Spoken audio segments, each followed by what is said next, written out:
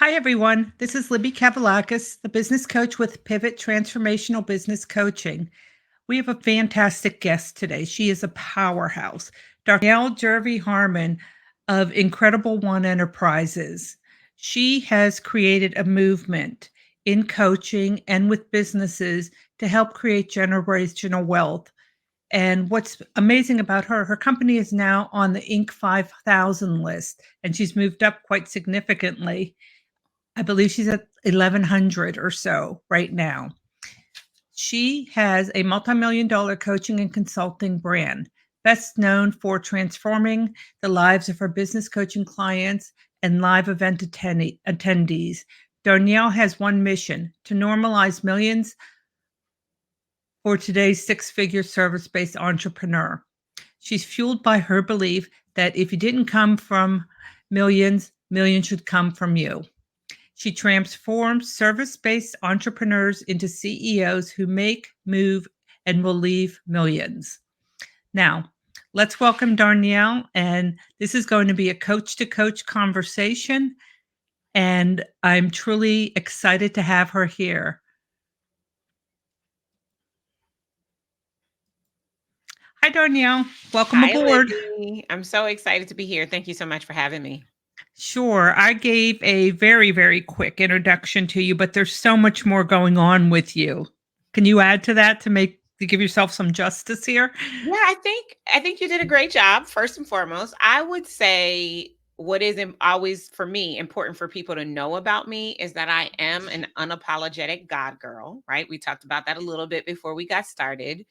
Yeah. I believe that businesses that have a spiritual foundation go farther faster. And a big part of my work is to help people to get into alignment and embodiment with the creator, right? Like just really understanding. And while I personally am a Christian and subscribe to the doctrines of Christianity, my work is not Christian or even religious.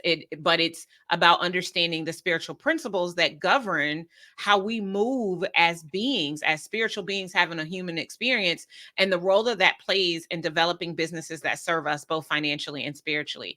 And so I spent a lot of my time really on money mindset, money consciousness, and alignment, and how to get all of those things in line so that we can help our clients make more money doing what they love to ultimately, as you stated, create generational wealth and really shift the trajectory of their families. I'm after 7 generations. I want 7 generations to live and move based on what you do in your business. And so I always say I want to help my clients create Rockefeller money.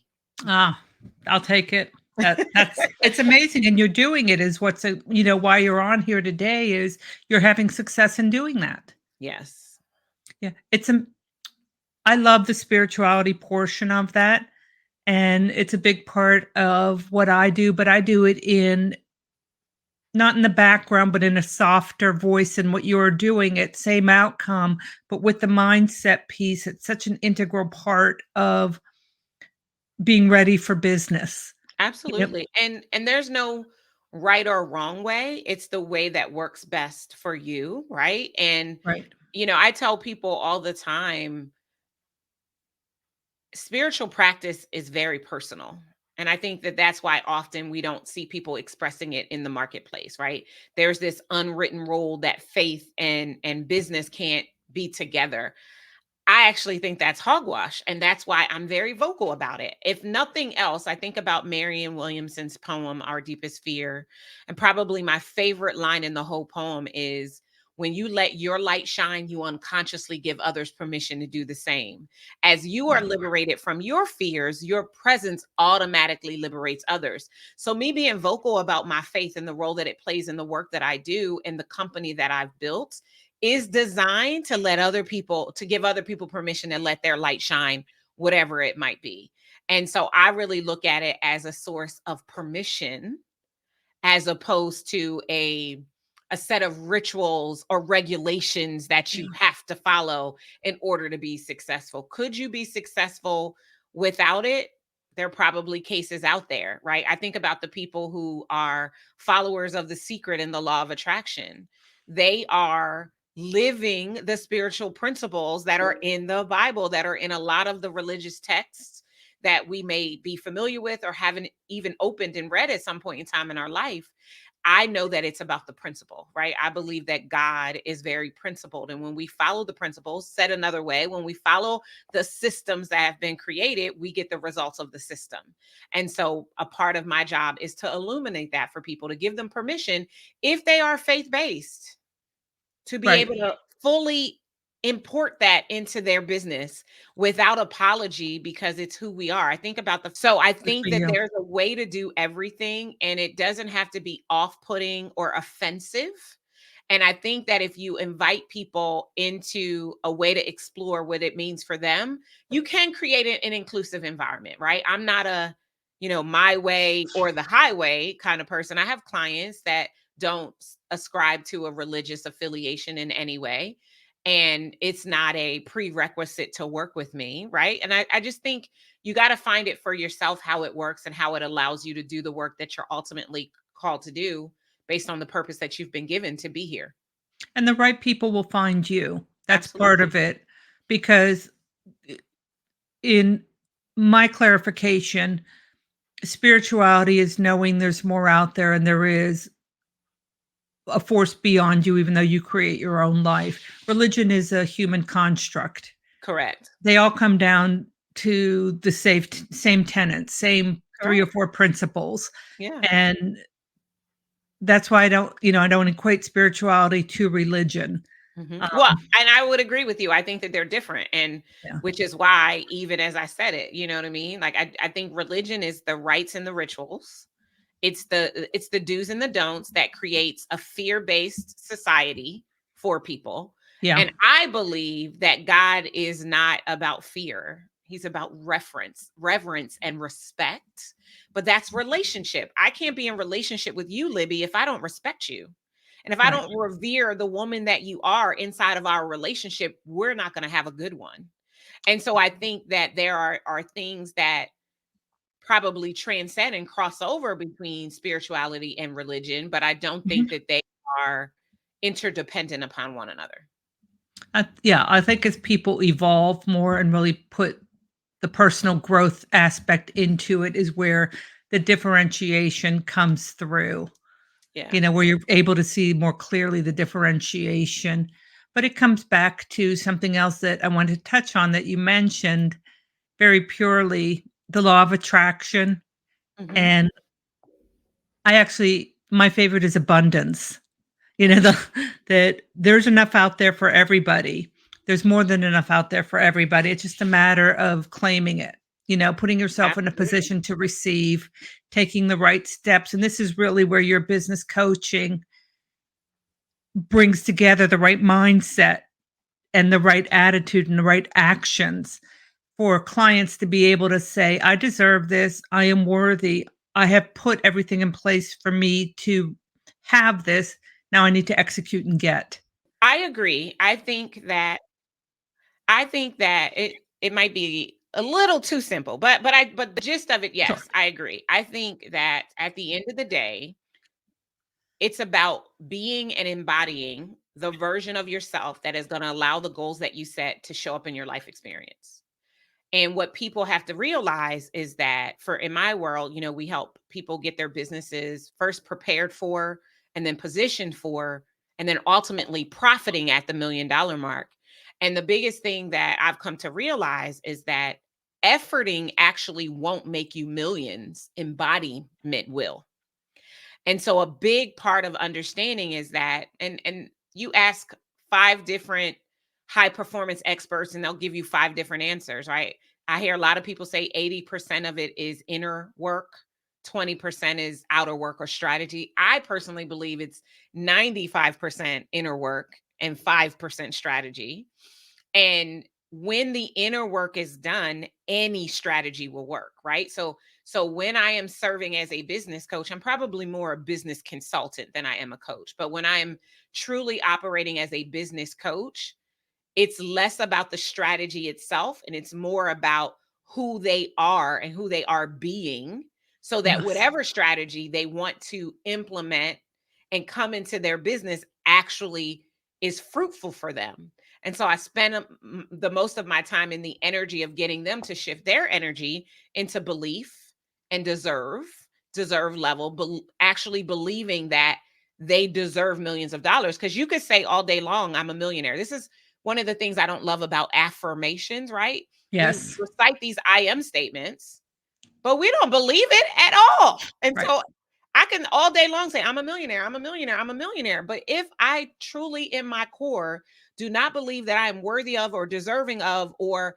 I'm responsible enough to steward the millions that would come into my life experience in a way that would add value and not be a distraction, I won't make millions. It doesn't matter what I do.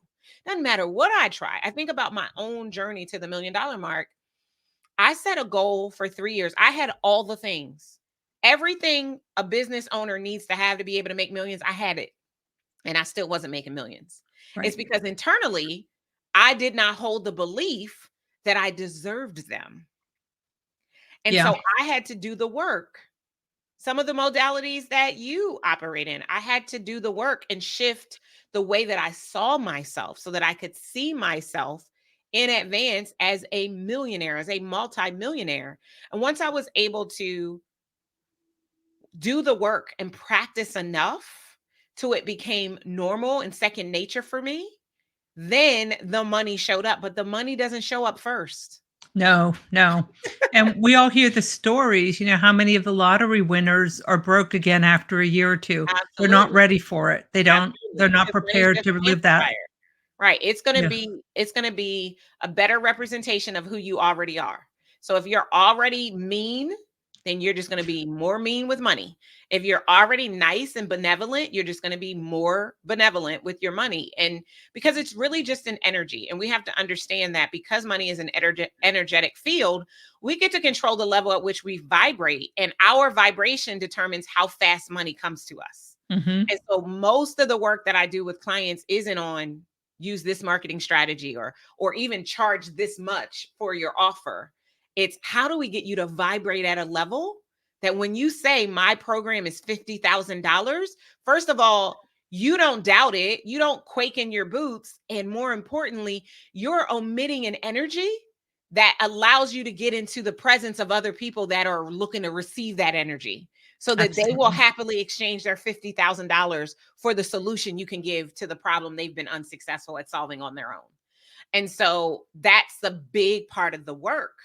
And people don't understand that. They think they can just take the strategy, right? I just wrote a book called Move to Millions. And in the book, I talk about the fact the first section of the book has 4 sections. It's all the strategy. I give the strategy up front. I'm like, let's just get this over with because this is what you think you need.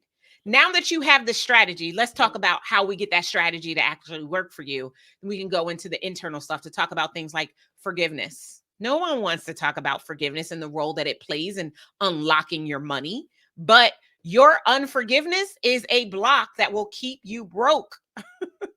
Right? We talk about surrender, we talk about alignment, we talk about embodiment, we talk about confidence and the role that all of those things play and how they all have to be working together for the money that you desire to come into your life experience. And so, that's tried and true. 16 years working with entrepreneurs, small business owners, and small and medium sized companies and seeing it time and time and time and time again. And we all start in that place. Even when we come from money, we still have a money consciousness issue.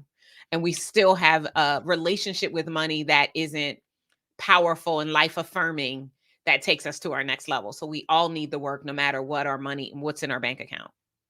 Well, exactly. I know with many of my clients, they don't forgive themselves. Mm-hmm.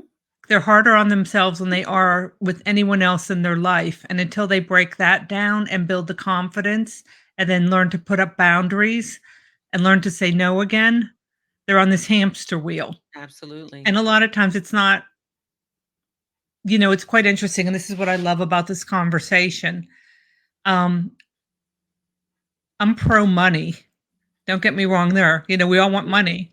I'm But absolutely pro money. a lot of what I spend my time with is systems because it helps recapture their time.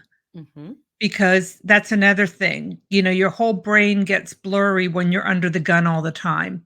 You don't take a step back for the self-care that you need. And what you're talking about is actually a form of self-care. Work on Absolutely. yourself first, and then you're ready to be in the position to help others. Absolutely. Yep. Yeah. And it's interesting because breaking that $1 million mark, when I had my consulting firm in Washington, year after year, I was always so close and I could never get there. I Mhm. was always like one project away or one contract away from it. And finally, when I broke it, I was so proud of myself. And, I opened up QuickBooks. I took a picture of Mhm. um, of my financial statement, and there it was, over $1 million. And then I'm like, okay, back to work. It Yeah, almost I didn't mean, mean anything at that point. it's definitely a milestone before you recognize how easily you can make money move. Yeah. Once you know what it takes to make money move, it's normal. It's the same as looking at in your bank accounts and seeing $1 or $5. Now, some people might argue it's not the same because they're like, no, if I only have $1, I got a problem, right? Right. But there is a point in time where the desire for money, it changes because you've learned how to normalize it. I think it's a game, right? I say this with my clients all the time. Let's make money move. Let's play the money moves game, right? Here are the things we have to do to make money move. Let's figure out how to make money move. Let's go create 50,000, 100,000, $250,000. Let's go create that today. Right? Let's have a six-figure day. Let's have a seven-figure day. Let's go and do it. And once you have the skill, you'll never be chasing any dollar. Yeah. And I can only share that because I got it honestly, right? In the very early years, I was chasing money and everything was about me hitting that milestone. If I could just get to the $1 million mark, I thought the heavens would open, the seas would part. I thought everything would change if I would just get to the $1 million mark. But what I've realized very quickly is that nothing changed unless I changed. That's just it. You realize you're the one who changed. Correct. That's it exactly. Yep. And, it's quite interesting, the lack mentality around many business owners. Oh, I don't have the right people. I don't have the right product. I don't have the right education. I don't have the right office. I don't know, whatever it may be. Mhm. Everything is lack, which holds them all back too. You're always looking at what you don't have versus what you do have and being Yeah. grateful for it. It's like, I'm just as smart as everyone else. I'm just as creative, just as energetic, but you have to make the sale to have your money move. Mhm. Without having clients, you have a hobby. You don't have Yeah, a business. that's very true. Yeah. So it's quite it's I could talk about this all day long. I love this stuff. Me But too. it's Yeah. interesting when you see it in action and you see the transformation of the people around you. And that's where you're building a community. And I know you have a live event coming up in Herndon, Virginia. Can you Mhm. tell us a little bit about that? Sure. So every year we host Move to Millions Live. It's a 3 to 3.5 day for our VIP attendees. It's almost like a homecoming. It's a place where $1 million CEOs and $1 million CEOs in the making come to be in community with and to learn the skills and strategies and to work on that money mindset, right? Money is in a relationship with you, whether you're in a relationship with money or not. And if your relationship is not life giving, if it's stressful, if there's frustration, it will impact your ability to get to the next level. This year, what I'm really excited about, what we're going to be sharing is, I think I said this to you before we got started, creating, my mandate is to create and to remove the financial chains that are preventing entrepreneurs and small business owners to have 7 generations worth of wealth based on their businesses. The business that you run today, your great, great, great, great, great, great grandchildren should be able to speak your name because of the work that you did today. And here's the thing, it's not more work. It's not more effort to produce the Mm. millions, right? It's more embodiment. And so for 3 days, we come together. Day one is $1 million principles, and we get into the $1 million mindset. Day two are the strategies and the assets that'll get you to the $1 million mark. And day three are the legacy play. Like, how do you take what you're doing and volumize it so that you create financial legacy? I think it's great for you to pass down your recipes, but I also want you to pass down some money. And so we Right. get into what it's going to take, and we bring in speakers that can add value in that way to the participants. We typically will have, anywhere from 2 to 300 people that are joining us for the 3 days. It's a really, really powerful experience, very experiential, high energy. It's luxurious. It's absolutely beautiful because I want you to be sitting in the energy of being a millionaire before you are. So if I say be it to become it, I'm going to create an environment for you to be it. And so we use the venue and the experience to create the energy so that you be $1 million CEO and a millionaire before you actually are one. And it's That's pretty right. powerful. You have to live it to become it. Now, I had a couple wonderful coaches that helped me transition from the Washington, D.C. government contracting scene to being a business coach. Have you had other influences in your journey? Oh, absolutely. I think that one of my favorite quotes, and I did not originate this quote, but I say it all the time, is it's hard to read the label when you are inside the jar. I can't read my own label. And I'm a coach and consultant. If I desire for people to entrust me with their vision, then absolutely have to be entrusting someone with mine.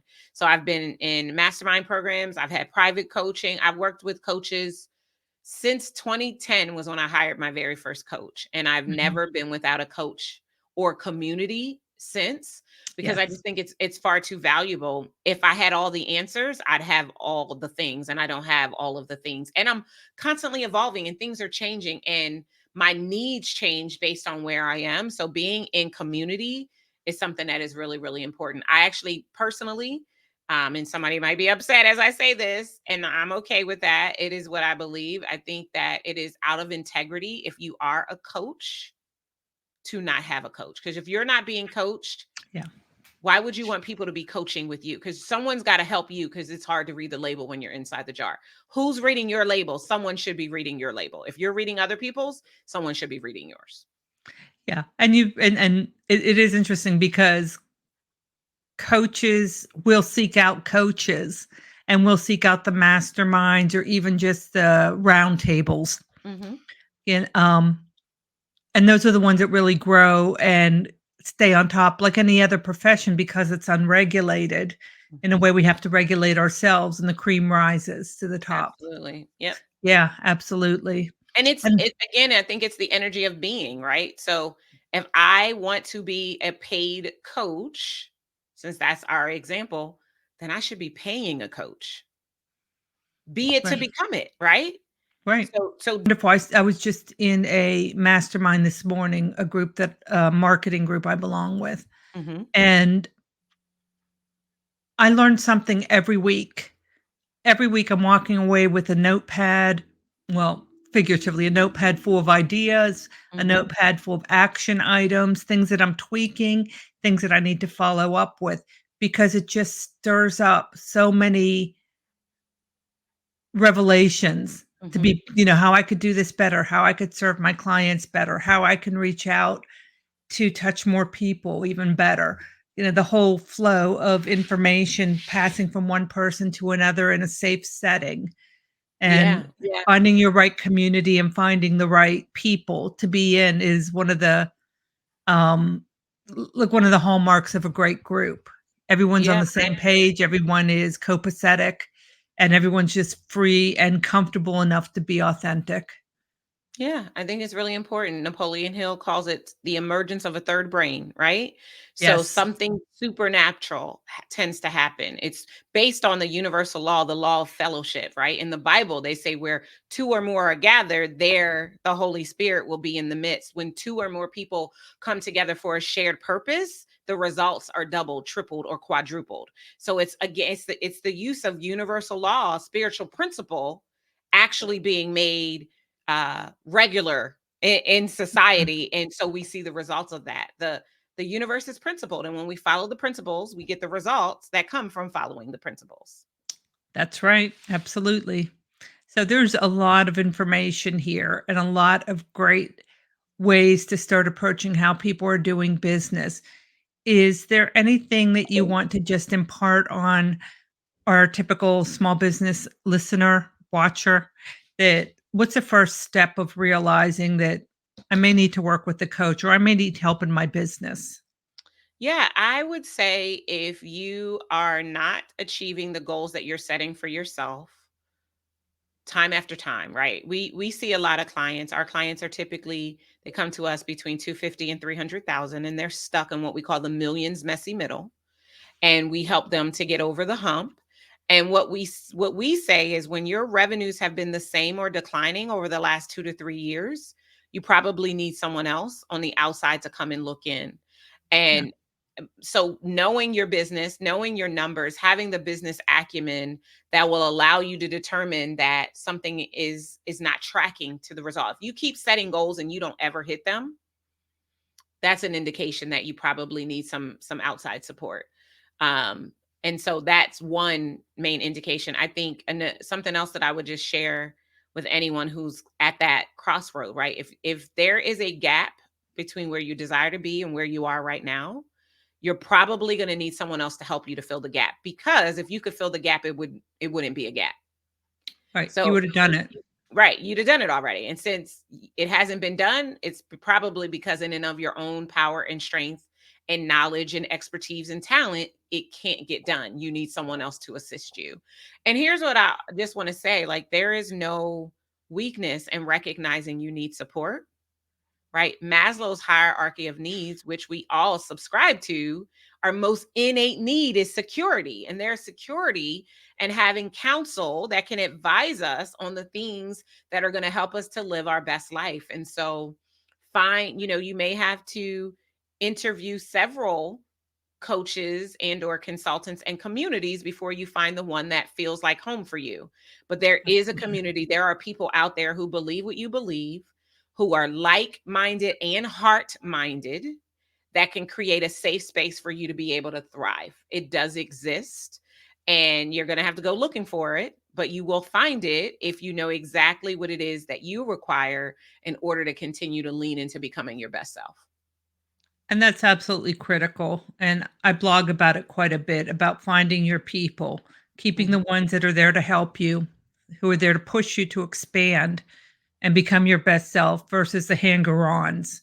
And Absolutely. with coaches, it's the same way. You have to find the right coach with the right personality and the right tone that works for you because not everyone is for every client.